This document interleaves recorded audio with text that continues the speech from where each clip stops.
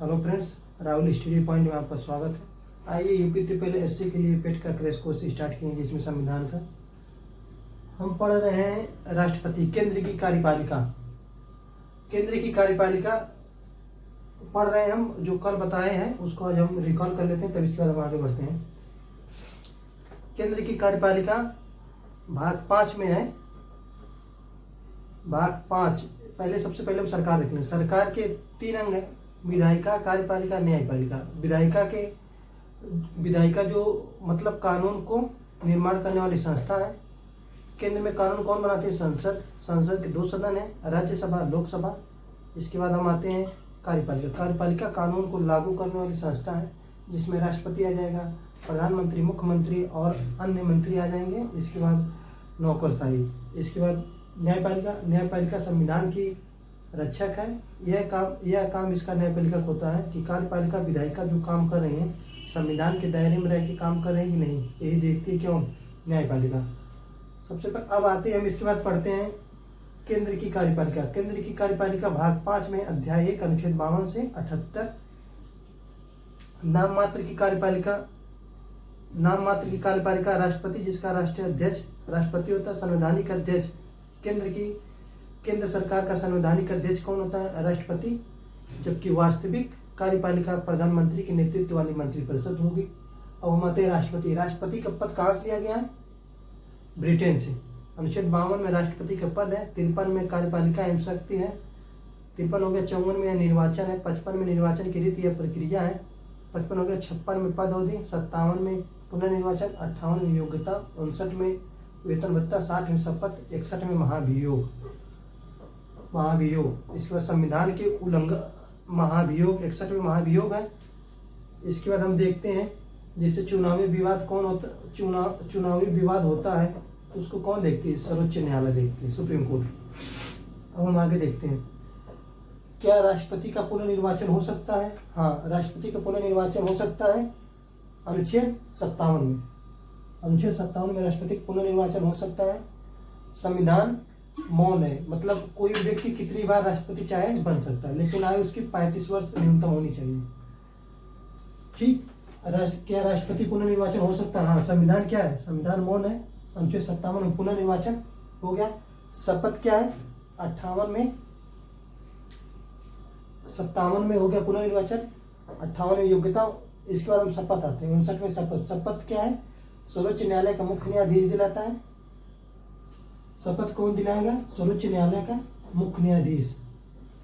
राष्ट्रपति किसकी शपथ लेता है? संविधान की रक्षा करेंगे, संविधान का पालन करेंगे। संविधान का अभिभावक होता है राष्ट्रपति। संविधान की रक्षा की शपथ लेता है, संविधान का अभिभावक होता है। वेतन भत्ता। वेतन भत्ता इसका 5 लाख रुपया होता है। संचित नीति पर भारित व्यय है। 5 लाख वेतन होता है इसका। संचित नीति पर भारित व्यय है। पद अवधि कितना है? 56 में 5 वर्ष या उत्तराधिकारी के आने तक। पद अवधि क्या है? 56 में पद अवधि 5 वर्ष या उत्तराधिकारी के आने तक। हटाया जाना या महाभियोग। केवल संविधान के उल्लंघन पे ही राष्ट्रपति को हटाया जाता है। 61 में क्या है? महाभियोग।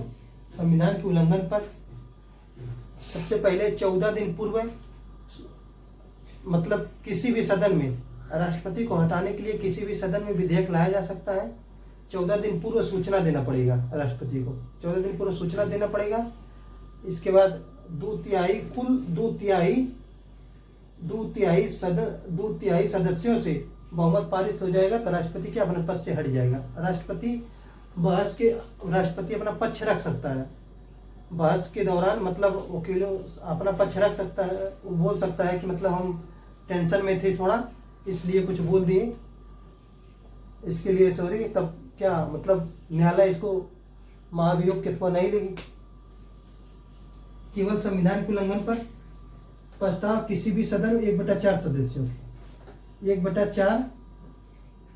सदस्यों की पूर्व अनुमति, जितने सदस्य हैं उसका 1/4 सदस्य रहना चाहिए, उसकी पूर्व अनुमति से महाभियोग लाया जाएगा।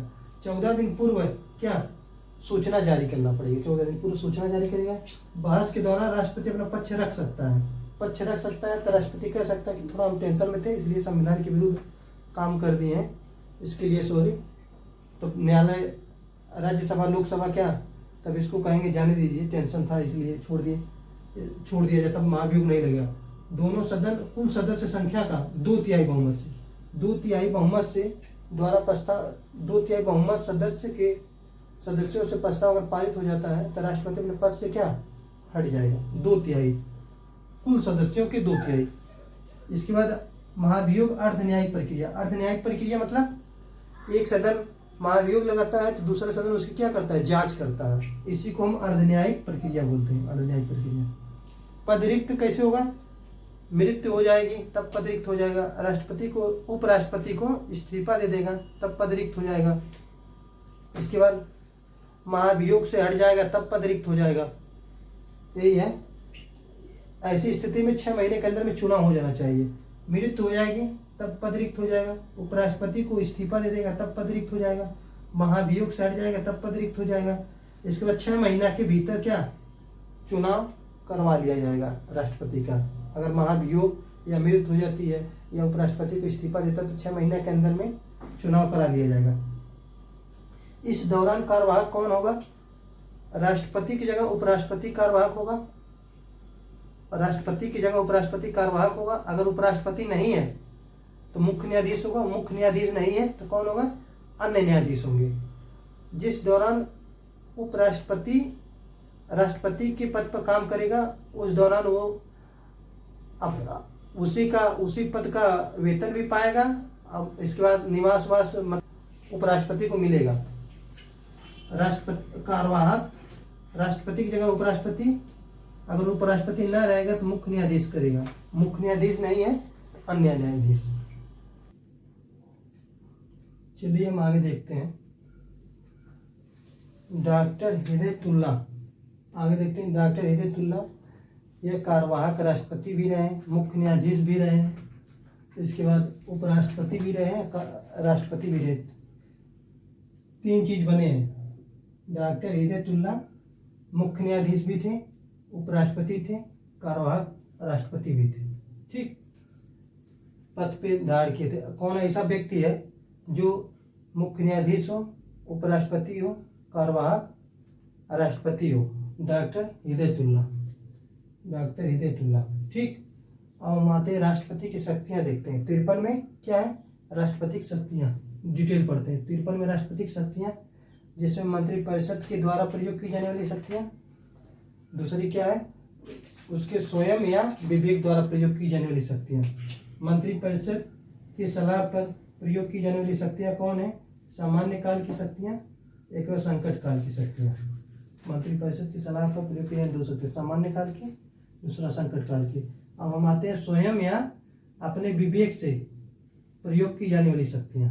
स्वयं या अपने विवेक से प्रयोग की जाने वाली शक्तियां। त्रिशंकु लोकसभा की स्थिति में प्रधानमंत्री की नियुक्ति। त्रिशंकु लोकसभा क्या है, त्रिशंकु लोकसभा मतलब किसी, जैसे मान लीजिए किसी भी दल को बहुमत नहीं मिला हो तो मतलब राष्ट्रपति अपने विवेक या स्वयं अपने विवेक से ही किसी को राष्ट्रपति, किसी को प्रधानमंत्री नियुक्त कर सकता है। कौन, राष्ट्रपति, अगर बहुमत दल के नेता न मिले हो। इसी को हम बोलते त्रिशंकु लोकसभा। त्रिशंकु लोकसभा का मतलब यही है, अगर मान लीजिए किसी भी दल को बहुमत न मिला हो तो राष्ट्रपति अपने विवेक से या स्वयं किसी को भी प्रधानमंत्री नियुक्त कर सकता है। अगर किसी को अगर बहुमत मिला हो तो राष्ट्रपति उसे प्रधानमंत्री नियुक्त करने के लिए बाध्य है। ठीक, एक बार पुनर्विचार 74 में। अब हम आते हैं सामान्य काल की शक्तियां। प्रशासनिक शक्ति में क्या आएगा, नियुक्ति या हटाया जाना। प्रशासनिक शक्ति में नियुक्ति, हटाया जाना। राष्ट्रपति जो प्रधानमंत्री, फिर मंत्री, एक के बाद मुख्य न्यायाधीश, मुख्य चुनाव आयुक्त, सबकी क्या है, कौन करता है, राष्ट्रपति नियुक्ति करता है और हटाता भी है। प्रधानमंत्री की नियुक्ति करेगा, इसके बाद राज्यपाल की भी नियुक्ति करेगा, न्यायाधीश की भी करेगा, कैग, कंट्रोलर, एडिटर जनरल, महान्यायवादी की नियुक्ति भी करेगा, चुनाव आयुक्त की भी नियुक्ति करेगा। इत्यादि की नियुक्ति करता है, हटाता है। प्रधानमंत्री, फिर अन्य मंत्री, एक के बाद कैग, महान्यायवादी, एक के बाद चुनाव आयुक्त, इन सबों की राष्ट्रपति नियुक्ति करता है, हटाता भी है। ठीक, अब हम आते हैं राजनयिक शक्तियाँ। राजनयिक शक्तियाँ में क्या है?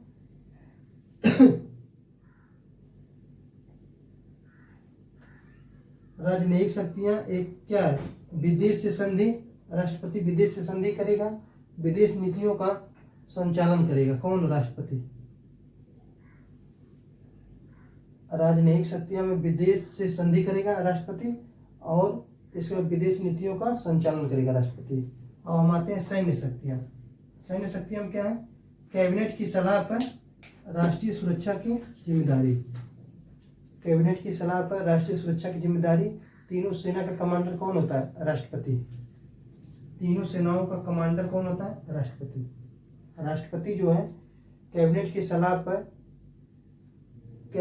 सलाह पर राष्ट्रीय सुरक्षा की जिम्मेदारी। इसके बाद तीनों सेनाओं का कमांडर कौन होता है? राष्ट्रपति। अब हम आते हैं व्यक्ति। इसके बाद ये न्यायिक है। न्यायिक या क्षमादान की शक्ति, अनुच्छेद 72 में। 72 में न्यायिक या क्षमादान की शक्ति। जैसे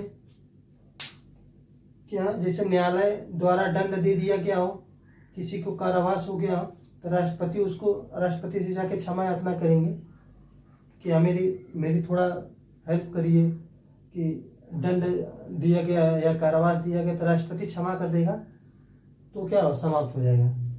न्यायालय द्वारा दिए गए दंडादेश क्षमा कर सकता है, दंड और मृत्युदंड को। किसको? राष्ट्रपति। खाली दो चीज पे, दंड और मृत्युदंड पे राष्ट्रपति क्या क्षमा कर सकता है। कोई व्यक्ति जाके राष्ट्रपति से क्षमा याचना करेगा तब। 72 में लघुकरण कर सकता है। लघुकरण मतलब जैसे मृत्युदंड दिया गया हो या कारावास दिया गया हो, तो राष्ट्रपति, जैसे 10 साल की सजा है तो राष्ट्रपति लघुकरण मतलब क्या? कम कर सकता है। राष्ट्रपति 10 साल की सजा है तो राष्ट्रपति 5 साल में करवा देगा। कारावास है, जैसे 10 साल की कारावास है तो उसको कम करवा दे। लघुकरण का मतलब यही है, कम करना। मृत्युदंड को जीवन कारावास में बदल देना। मृत्युदंड को जीवन कारावास में बदल देना। अगर लघुकरण में अगर मृत्युदंड दिया गया है उसको क्या करेगा? कारावास में बदल देगा। अगर 10 साल की सजा है तो उसे 5 साल में कर देगा। यही लघुकरण है। चलिए हम आगे देखते हैं। लघुकरण देखिए, इसके बाद हम परिहार देखते हैं। परिहार मतलब सजा को तो कम कर सकता है लेकिन उसकी प्रकृति नहीं बदल सकती। लघुकरण की तरह कम कर सकता है लेकिन प्रकृति नहीं बदले। परिहार मतलब अर्थात लघुकरण की तरह कम कर सकता है लेकिन उसकी प्रकृति नहीं बदलेगी। 10 वर्ष की कठोर सजा है तो उसे 5 वर्ष कठोर सजा में बदला जा सकता है, लेकिन साधारण सजा में नहीं बदला जा सकता है 5 साल की। ठीक, 10 वर्ष की कठोर सजा को, 10 वर्ष की कठोर कारावास को 5 वर्ष में कठोर कारावास में बदल सकता है। ठीक, विराम कर सकता है। जैसे किसी भी महिला उसको न्यायालय, जैसे मान लीजिए विराम कर सकता है। जैसे कोई महिला है, उसको अगर सजा है तो वो गर्भवती है, मान लीजिए उसको बच्चा पैदा होने वाला है, तो विराम कर सकता है। मतलब ये कहा जाएगा जाइए आप अपना बच्चा पैदा करके तब आइए, तब इसके बाद आपके ऊपर कार्रवाई होगी, तब आपके ऊपर सजा होगी, कार्रवाई। गर्भवती महिला की स्थिति में दंड को लागू होने से कुछ समय तक, कुछ दिनों तक रोक सकता है। जैसे महिला का बच्चा पैदा होने वाला है, उसकी सजा सुनाई गई है, तो बोला जाएगा कि आप जाइए बच्चा पैदा करके आइए, तब आपके ऊपर विराम कर सकते, तब जाके आपके ऊपर कार्रवाई होगी। परिविलंबन कर सकता है, अर्थात दंड लागू होने की विलंब कर सकता है जब तक अपराधी की क्षमा याचना लंबित हो। जैसे परिविलंबन, जैसे जब तक उस पर कार्रवाई ना हो जाए क्लियर, तब तक परिविलंबन मतलब समय जो है उसकी सजा जो 55 साल की बढ़ाते जाइए, कोई मतलब कार्रवाई नहीं होगी उसकी क्लियर। परिविलंबन का ही मतलब है। परिविलंबन मतलब अपराधी की क्षमा याचना लंबित हो, मतलब ज़्यादा दिन उसको रखा जाए वैसे। क्या इन शक्तियों का न्यायिक पुनर्विलोकन हो सकता है? हाँ, असत भावना के पूर्ण होने पर इनका पुनर्विलोकन हो सकता है। इसके बाद विधायी शक्तियाँ। विधायी शक्तियाँ क्या है? संसद की बैठक 17वां साल अनुच्छेद 85 में, संसद की बैठक या 17वां साल करना अनुच्छेद 85 में, संसद की बैठक या 17वां साल करना अनुच्छेद 85 में है। इसके बाद दोनों सदनों को एक साथ बुलाकर संबोधित करता है कौन? राष्ट्रपति, अनुच्छेद 87 में। अनुच्छेद 87 में कहा गया है दोनों सदनों के एक साथ बुलाकर संबोधित कर सकता है। 87 में विधेयकों पर हस्ताक्षर राष्ट्रपति करे कितने? 111 में। विधेयकों पर हस्ताक्षर 111 में। अध्यादेश जारी करने के लिए अनुच्छेद कौन सा? 123। अध्यादेश जारी करके कानून बना सकता है 123 में, 123। ठीक, जैसे एक सदन मतलब काम करे, दूसरा सदन काम नहीं करे, सदन काम नहीं कर पा रहे, एक सदन काम करे, जैसे राज्यसभा काम करे, लोकसभा नहीं काम कर रही है, तो उस पर क्या अध्यादेश कानून बन जाएगा 123 के अंतर्गत। जब दोनों, अध्यादेश की शर्त क्या है? जब दोनों या कोई एक सदन सत्र में ना हो, जैसे राज्यसभा या लोकसभा एक सत्र में ना हो, तो वहाँ अध्यादेश कानून बना सकते हैं। देश के लिए कानून बनाना क्या हो? जरूरी हो। देश के लिए कानून बनाना जरूरी हो। अध्यादेश की अधिकतम अवधि 6 माह 6 सप्ताह होती है। 6 महीने 6 सप्ताह। अध्यादेश की अवधि 6 महीने 6 सप्ताह या 7 महीने 12 दिन। ठीक, अध्यादेश का न्यायिक पुनर्विलोकन हो सकता है असत भावना पूर्ण होने पर। अध्यादेश की न्यायिक पुनर्विलोकन हो सकता है असत भावना के पूर्व होने पर। ठीक, पहली महिला राष्ट्रपति कौन थी? प्रतिभा देवी सिंह पाटिल। 25 जुलाई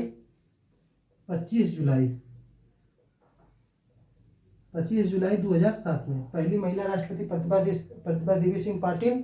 पहले राष्ट्रपति कौन थे? डॉक्टर राजेंद्र प्रसाद। ये 2 बार लगातार राष्ट्रपति रहे हैं। एक बार इसको संविधान सभा ने बनाया, 3 बार राष्ट्रपति रह चुके हैं डॉक्टर राजेंद्र प्रसाद। 14वें राष्ट्रपति कौन है? रामनाथ कोविंद। ठीक, 25 जुलाई 2017 को रामनाथ कोविंद 14वें राष्ट्रपति थे। 15वें राष्ट्रपति कौन है? द्रौपदी मुर्मू। ठीक, पहली महिला राष्ट्रपति प्रतिभा देवी सिंह पाटिल 12वीं राष्ट्रपति है 25 जुलाई 2007 में, जबकि वर्तमान में द्रौपदी मुर्मू भारत की 15वीं राष्ट्रपति है। ठीक, आइए हम एक बार रिकॉल कर लेते हैं।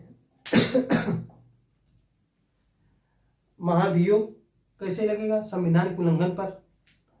इसके बाद महाभियोग जैसे संविधान के उल्लंघन पे लगेगा। महाभियोग लाने के लिए कुल सदस्यों का 1/4 सदस्यों की अनुमति रहनी चाहिए।